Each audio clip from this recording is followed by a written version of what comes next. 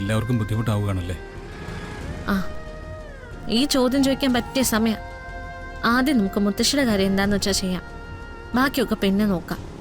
വണ്ടി എടുക്കാം.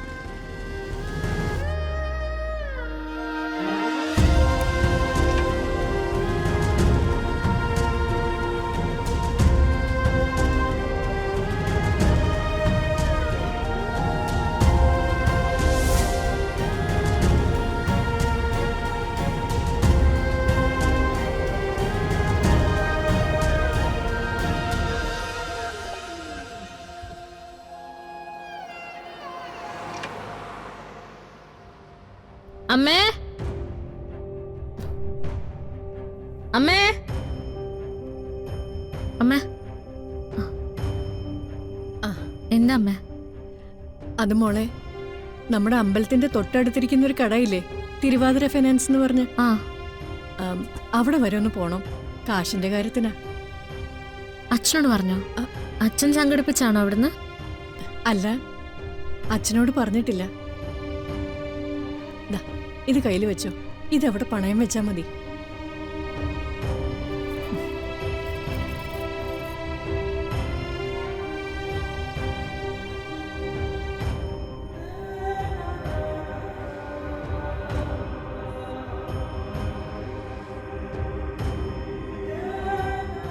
ഇതമ്മയുടെ താലിമാലയല്ലേ? താലിതേ ഞാനൊരു ചരടിൽ കോർത്ത് കഴുത്തിലിട്ടിരിക്കല്ലേ. പെട്ടെന്ന് ഇതുകൊണ്ട് വെച്ച് ഹോസ്പിറ്റലിലേക്ക് പോവാൻ നോക്ക്. എന്താ മോനെ? ഇതൊന്നും വേണ്ടമ്മേ. ഊരി തരുന്ന അമ്മയ്ക്ക് ഇത് നിസ്സാരാ. പക്ഷെ എന്നെ സംബന്ധിച്ചിടത്തോളം താ വന്നേ, നമുക്ക് വേറെ എവിടെയെങ്കിലും നോക്കാം. എന്തെങ്കിലും മാർഗം ഉണ്ടാവൂടോ മോനെ? ഈ എന്തെങ്കിലും മാർഗം എന്ന് പറഞ്ഞാല് അത് ആരോടെങ്കിലും കടം ചോദിക്കലല്ലേ. ആ കൂട്ടത്തിൽ പോലും അമ്മ പെടില്ലേ മോനെ? എന്റെ ഭർത്താവ്, ഇവളുടെ അച്ഛൻ, എന്റെ കഴുത്തിൽ താലി കെട്ടിയത് ഒരു ചരടില്. ആ ചരടിനോ അതിന് പകരം വന്ന മാലയ്ക്കോ അല്ല മോനെ വില. അമ്മ അച്ഛന് കൊടുക്കുന്ന ബഹുമാനത്തിനും അച്ഛൻ അമ്മയ്ക്ക് തരുന്ന സ്നേഹത്തിനുമാണ്.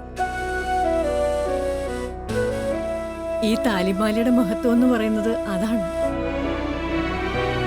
മുത്തശ്ശി നിനക്ക് എത്ര പ്രിയപ്പെട്ടതാണെന്ന് എനിക്കറിയാം. മുത്തശ്ശിയെ ചികിത്സിക്കാൻ പണമില്ലെന്ന് പറഞ്ഞ് നിങ്ങൾക്ക് പരസ്പരം സംസാരിക്കാൻ പറ്റുമായിരിക്കും. കണിമംഗലം ജയഭാരതി ഈ പ്രായത്തില് അങ്ങനെ ഒരു വിഷമം അറിയാൻ പാടുണ്ടോ? പറയേ. ദേവേട്ടൻ ഇവിടെ എപ്പോഴും പറയും, രാധികയുടെ ഭർത്താവായിട്ട് വന്നു കയറിയ ആളല്ല, നീ പ്രസവിച്ച മകനായിട്ട് വരുണിനെ കാണേണ്ടതെന്ന്. അങ്ങനെയാണെങ്കിൽ എനിക്കൊരാവശ്യമുണ്ട് അമ്മയെന്ന് പറഞ്ഞ് അധികാരത്തോടെ ഊരിക്കൊണ്ട് പോകേണ്ടവനല്ലേ നീ?